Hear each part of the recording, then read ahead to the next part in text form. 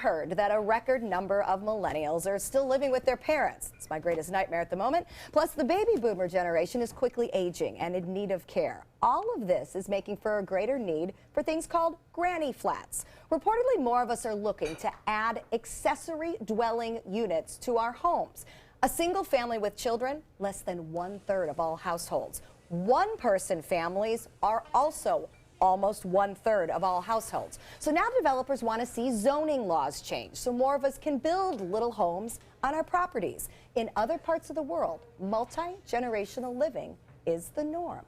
What are your thoughts? Well, I've been living with my daughter and her family now for about a year and a half. They're moving out in 2 weeks. And she said, oh, we'll get a little house for you out back. No, thank you. I don't want a little house. I'll have the big house in front. You take the little house but out back. But at some point, would you like being close but not in a home with them but again? not in. Close yes. but not in. I know you struggled with in because young children, it's hard. Yeah, well, my mom says this too. She was like, I live on the streets, you know, down the street, but I would not live in the back or downstairs or something. Yeah, like that. I still want my own private space and something nice. I don't want to live in a little house out back or like I've been living, I say in my basement. We really don't have basements, but 2 rooms. But I'm not that old lady knitting, and most people my age are not. Yeah, and I mean, we need to rename them. They're not Yes, granny yes, flats anymore. Granny flats is because not the it's best true. way. I mean, we're seeing so many young people, so many millennials who you can't afford to get your own place. I mean, look at what the job market is, and what the real estate costs are, and a lot of these places are being used for early 20s, early career. Carriage so houses there we was go. a classier There we go. term Yes. used in earlier You know, days.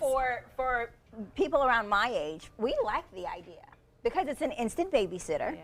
It's an instant someone to do your errands. It's it's instant. Now, does my mom does my mom like the idea? No, because she's like, handle your stuff yourself. But for me, I'm like, well, if you live downstairs, this would work out perfectly for me. Well, my grandchildren really love me, though, and I'm so close to them. I know them so well, and this feeling will never go away. And so it's been a great joy. You didn't want to miss what you've experienced. Oh, I mean, to this have has been that one of the happiest times of my I like life. the idea because, as my mom gets older, I want her to be close to me. I don't know if she wants to live in my house. We like it, but they don't like I think you may change your tune a little bit, Linda, because it's better than alternatives. Assisted living is nothing that most people...